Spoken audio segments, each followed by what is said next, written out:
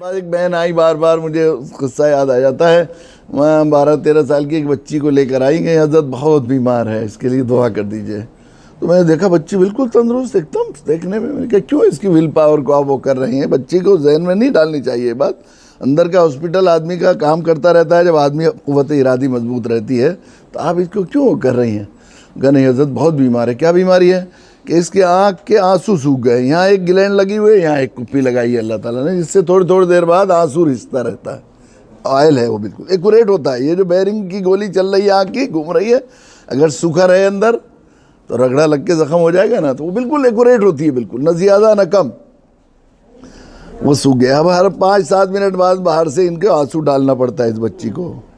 अगर डालना भूल जाएं और ये घुमाएं तो ज़ख्म हो जाता है, फिर मरहम लगा के 24 घंटे 48 घंटे के लिए आँख बंद करनी पड़ती है। अब ये होता है, सिर्फ यही नहीं किया अल्लाह ने, और ये नेमत नहीं है। अब ये अगर फालतू हो, कई दफ़ा नज़ले में सर्दी में कुछ गिर जाए तो हो जाता है, तो अगर यहीं को बहता रहे पानी वहाँ फालतू तो हर एक के 2 ढेरे हो जाएंगे, कितने बुरे लगेंगे, आँख चेहरा नजर। अल्लाह ताला ने यहाँ 11 रोदन इधर बनाए, 11 सुराख अंदर से नाक में को ड्रेनेज सिस्टम भी बनाया। अल्लाह के कैसी रहमत के कुर्बान। 50 साल 40 साल हो गए आयलिंग होते हुए, किसी पेट्रोल पंप से न ग्रीस लेके डाला हमने, न कभी सोचा कैसी नेमत है, कितनी बड़ी नेमत है आँख। लेकिन आँख की कीमत का हमें अंदाज़ा नहीं है। एक लतीफ़ा बुज़ुर्गों के, हज़रत इमाम अबू हनीफ़ा का मशहूर है कि उनकी खिदमत में एक शख्स आया और आकर कहा नौजवान ने कि हज़रत मैं शादी करना चाहता हूँ फ़लाँ रईस की बेटी से। अब वो ये कहता है कि मेरे घर में जो है खूब खाता पीता घर है, तो मैं अपनी बच्ची की शादी किसी रईस से करूँगा, और जब तक इमाम अबू हनीफ़ा नहीं कहेंगे कि सही है मेल का रिश्ता है तब तक नहीं करूँगा। तो मेरी सिफारिश कर दी, भाई तुम क्या करते हो? उसने कहा मैं तो मजदूरी करता हूँ। तो मैं कैसे कह दूँगा तू मजदूरी करने वाला है कि रईस की बेटी से शादी तरह निभाओगे? हजरत मैं रह जाऊँगा, ऐसे मैंने अहद किया है, करूँगा तो शादी उसी से करूँगा। अब कुछ दिन के बाद हज़रत इमाम अबू हनीफ़ा ने कहा कि तुझे एक तरीक़ा बताता हूँ मैं तेरी शादी का। क्या? कि एक आँख से भी उतना ही दिखाई देता है, 2 आँख से भी उतना ही दिखाई देता है। एक आँख तू मुझे दे दे, 2 करोड़ दीनार अशरफिये में तुझे दिलवा देता हूँ, तो तू मालदार हो जाएगा, तेरी शादी हो जाएगी। उनका नहीं हज़रत शादी हो ना हो, आँख तो दे नहीं सकता। 2 करोड़ अशरफी की मने कर दिया उसने, शादी का इतना शौकीन था बेचारा चला। अब उनके खुसर ने शादी कर दी। शादी हो गई तो उन्होंने पूछा, आप तो ये कह रहे थे इमाम अबू हनीफ़ा जब तक गवाही नहीं देंगे और तस्दीक नहीं करेंगे, सिफारिश नहीं करेंगे तो शादी नहीं करूँगा। क्या हाँ इमाम साहब से पूछा था? कि अच्छा, तो मुझसे तो कह रहे थे मैं कहूँगा नहीं। इमाम साहब ने कैसे झूठ बोल दिया? वो गए, हज़रत इमाम साहब आप तो इतने बड़े इमाम हैं, आपने झूठ बोल दिया। कि नहीं मैंने तो झूठ बोला नहीं। कि आप तो कहे, उन्होंने तो कहा कि उन्होंने ही बताया कि बहुत मालदार है। कि नहीं मैंने तो नहीं कहा मालदार है, तुम्हारे खुसर आए थे मेरे पास, अब पूछ रहे थे कि एक लड़का हमारे यहाँ रिश्ता डाला है और आप उसके बारे में जानते हैं। मैंने सोचा है कि अपनी बच्ची को ज़रा खाते पीते घराने में शादी करूँगा। तो मैंने कहा भाई देखो मैं और ज़्यादा तो जानता नहीं। उसके पास एक चीज़ थी, मैं 2 करोड़ दीनार दिलवा रहा था उसे, उसने दी नहीं। तो सुसर ने सोचा एक चीज़ है ऐसी 2 करोड़ दीनार की, तो वो कितना मालदार होगा, तो शादी कर दी। तो हम में से किसी से 2 करोड़ दीनार की आँख दे कोई देगा? कोई नहीं देगा। इतनी कीमती नेमत है।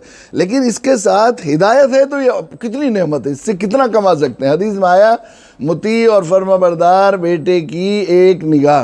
हदीस में बेटे का लफ्ज़ आए हैं, लेकिन अरबी का कायदा होता है इसमें बेटी की निगाह भी, और बाप से ज़्यादा माँ की का दर्जा बढ़ा हुआ है इस्लाम में। अल्लाह के नबी ने इससे पूछा गया कि तेरी मेरी हमदर्दी और खैर खाई का सबसे ज़्यादा हकदार कौन है? तो आपने फरमाया तेरी माँ। फिर साहबी ने दोबारा सवाल किया, उसके बाद या नबी अल्लाह, फिर फरमाया तेरी माँ।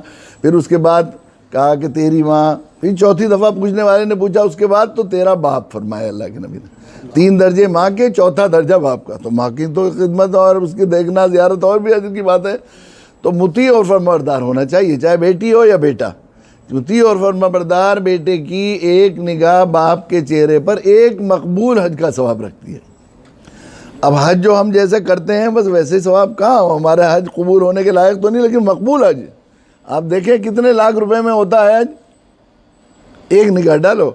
एक साहबी ने कहा नबी अल्लाह, तो हर वक्त घर में रहते हैं माँ बाप, तो अगर आदमी 100 बार देखे, अल्लाह के नबी ने फरमाया अल्लाह के ख़जाने में कोई कमी नहीं, 100 मकबूल हज का सवाब मिलेगा। अब इस आँख से कितनी कमाई, 100 मकबूल हज रोज़ाना कर सकते हैं अगर इसके साथ हिदायत है। अगर हिदायत नहीं है यानी कि हदीस में आता है किसी नामहरम की तरफ निगाह जमाने बदनज़री करने वाला, किसी की सतर देखने वाला, किसी नामहरम की तरफ निगाह डालने वाला है डाली, या किसी को हिकारत से या हसद से देखने वाला भी बदनज़र होता है। इसको हम आम बदनज़री समझते नहीं, ज़रा कराहियत के साथ, नफ़रत के साथ, हिकारत के साथ देखना, ये भी बदनज़री है। तो बदनज़री के आदी आदमी को जो सज़ा दी जाएगी दोज़ख में, कि दोज़ख के तकवो आग में तकवे गरम करके उसकी आँखों को दागा जाएगा। यही आँख हलाकत का ज़रिया हुई, इसके साथ हिदायत नहीं। इसलिए फरमाया कि वातमम तालिकुन, दीन को देकर, इसलिए कि सारी नेमतें जब हैं, जब दीन के उसूल और ज़ाब्ते के मुताबिक हम इस्तेमाल करेंगे, और दीन के इस्तेमाल जब करेंगे जब दीन होगा हमारे पास। व रज़ीतु लकुमुल इस्लाम दीना, अल्लाह फरमा रहे हैं कि और मैंने इस्लाम को, दीन को रज़ीतु लकुमुल इस्लाम दीन के तौर पर तुम्हारे लिए मुंतखब और पसंद किया। अल्लाह का मुंतखब, अल्लाह का पसंद फरमूदा दीन अल्लाह ताला ने हमें अता फरमाया।